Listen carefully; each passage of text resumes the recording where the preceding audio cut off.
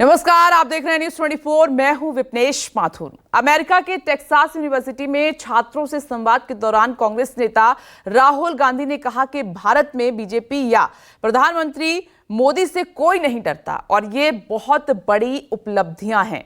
और ये उपलब्धियां केवल राहुल गांधी या कांग्रेस पार्टी की नहीं है, बल्कि भारत के उन तमाम लोगों की, सबकी हैं, जिन्होंने लोकतंत्र को मजबूत किया। और इस दौरान राहुल गांधी ने आरएसएस पर भी निशाना साधा। राहुल गांधी ने रोजगार को लेकर चीन की तारीफ भी की। राहुल गांधी के बयान से गुस्साई बीजेपी ने यह कहा कि राहुल विदेश में देश विरोधी बातें कर रहे हैं, वो चीन के एजेंट हैं।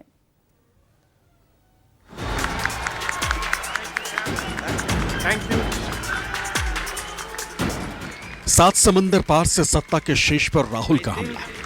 What is missing in our political system? संघ बीजेपी के साथ पीएम मोदी पर सीधा अटैक। दावा ये कि जनता ने संविधान पर हमले को बर्दाश्त नहीं किया और चुनाव नतीजों के साथ पीएम मोदी का डर खत्म हो गया। Love to all. The RSS believes that India is one idea, and we believe that India is a multiplicity of ideas. The fight was crystallized in the election when millions of people in India clearly understood that the Prime Minister of India is attacking the Constitution of India. Because what I am saying to you, when I used to raise the Constitution like this, people understood what I was saying.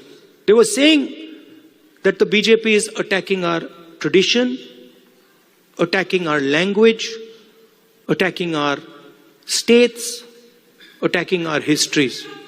In my first speech in Parliament, you must have noticed, when I described Abhay Mudra, this, and when I was saying this, the BJP could not stand it. They don't understand. And we are going to make them understand. America के Texas university में छात्रों से संवाद के दौरान राहुल गांधी संसद में नेता विपक्ष के तौर पर अपनी भूमिका का जिक्र करते थे और यहां भी उनकी जुबान से तानाशाह शब्द आ ही गया। आरएसएस, बीजेपी और केंद्र सरकार पर आक्रामक राहुल गांधी ने सुनने को बोलने से ज्यादा महत्वपूर्ण बताया। माना यही गया कि उन्होंने इस टिप्पणी के जरिए भी पीएम मोदी पर ही तंज कसा। Listening is much more important than speaking, right? And listening doesn't just mean that I come there and I listen to you. That's not listening. That, you know, somebody, you're talking to me and I'm looking at you and I'm hearing what you're saying, but I'm not listening. Listening is a completely different thing. Listening is putting myself in your position. So if you're a farmer, going into the person's life, going into the person's day-to-day life, and then understanding what he's trying to tell you. So listening is fundamental, and then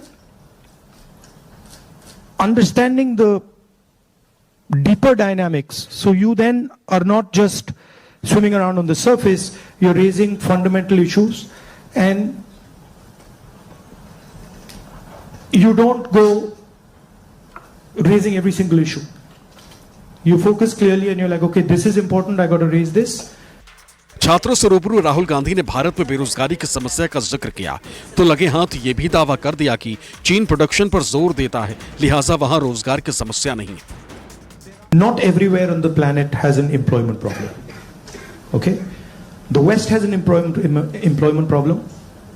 India has an employment problem. But there are many countries in the world that don't really have an employment problem.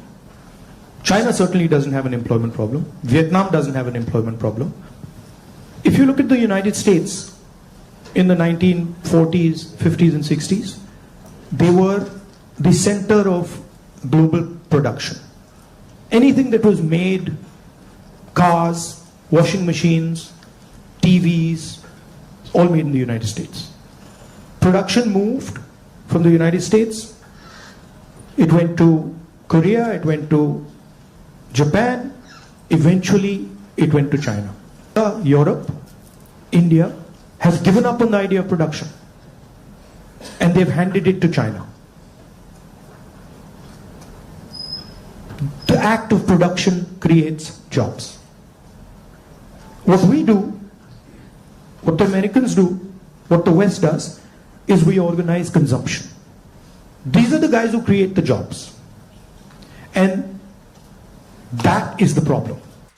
Texas university के छात्रों से रूबरू राहुल गांधी ने अपनी भारत जोड़ो यात्रा के असर का जिक्र किया। दावा ये कि उस यात्रा ने उनके काम करने के तरीके को बदल दिया, लोगों से बातचीत करने के तरीके को भी बदल दिया। Yatra, we could have done it better, right? There's nothing that you do that you couldn't have done better or you can't do better, and that's just how life works, and these are choices. So I don't think I've ever done anything perfect in my life, and I don't think I will ever do anything perfect in my life. But it's a learning experience, right? So you start off, you try something, doesn't work, you do it again, and then it works. Yeah. Thank you. Take another question. One thing that I didn't think was important, because of something my father said to me once, which is strange, which turns out is quite important. America में भी राहुल गांधी ने मोहब्बत की दुकान वाले नारे पर बात की। ये खुलासा भी किया कि ये नारा उनका नहीं बल्कि यात्रा में मिले किसी और शख्स का था। I said, what's your biggest problem? He says, I've been working here for 40 years and nobody has ever respected me. So he says to me, the only man who has ever respected me is my father. Right? So I was thinking about this. And then he says to me, there was this scheme. And they said that, they've got this scheme for shoemakers. It was in Lucknow somewhere. So he says, so I, went to Lucknow. And I said, so what do? They said they're going to teach me how to make shoes. He says, but I've been making shoes for 40 years. And I could teach those people how to make shoes. Right? So it's a fundamental disconnect with where the... PM Modi, BJP, RSS, चीन और रोजगार। America से राहुल के बयानों पर सत्ताधारी BJP ने तूफान उठा दिया। बीजेपी के आला नेताओं की टोली राहुल की देशभक्ति पर सवाल उठाने लगी, आरएसएस को बलिदानी बताने लगी। लेकिन कांग्रेसियों ने भी मोर्चा संभाल लिया। सत्ता पक्ष और विपक्ष की टोली में गुत्थम गुत्था हो गए। गांधी जी नेता प्रतिपक्ष हैं और प्रतिपक्ष का नेता भी देश के लिए जवाबदेह होता है, और देश के बाहर जाकर देश की छवि खराब करना यह देशद्रोह जैसा अपराध है। कोई देशभक्त ऐसा नहीं कर सकता। लेकिन राहुल जी तो लगता लगातार तीसरी बार हारने के बाद कांग्रेस के कुंठित हो गए और अपनी कुंठा देश की छवि खराब करके अमेरिका में निकाल रहे हैं। अरे अपने देश में कांग्रेस और बीजेपी होती है, लेकिन जब हम बाहर जाते हैं तो हम कांग्रेस और बीजेपी के नहीं होते, हम केवल देश का प्रतिनिधित्व करते हैं। कौन थोड़ा सा भी कोई बुद्धिमान व्यक्ति होगा वो क्यों आरएसएस को समझने में अपना समय बर्बाद करेगा? है क्या आरएसएस को समझने लायक? 100 साल का इतिहास उनका देख लीजिए तो एक खोखला इतिहास है जिसमें खोखली बातें की हैं, देश के विरोध में काम किया है, देश के खिलाफ षड्यंत्र रचा है, अंग्रेजों के साथ मिलकर काम किया है। ऐसी संस्था जो अपने आप को रजिस्टर नहीं कराने की हिम्मत रखती, जो अपना मेंबरशिप रजिस्टर सार्वजनिक नहीं करती, जो अपने अकाउंट सार्वजनिक नहीं करती, उसको समझना या जानने में समय कोई अपना जाया नहीं करेगा। कम से कम हम तो नहीं करेंगे। हमें सिर्फ एक चिंता है कि ये देश और धर्म और संस्कृति के स्वयंभू ठेकेदार बनकर घूम रहे हैं। हमें अपने देश को, अपनी संस्कृति को और अपने धर्म को आरएसएस से बचाना है। गांधी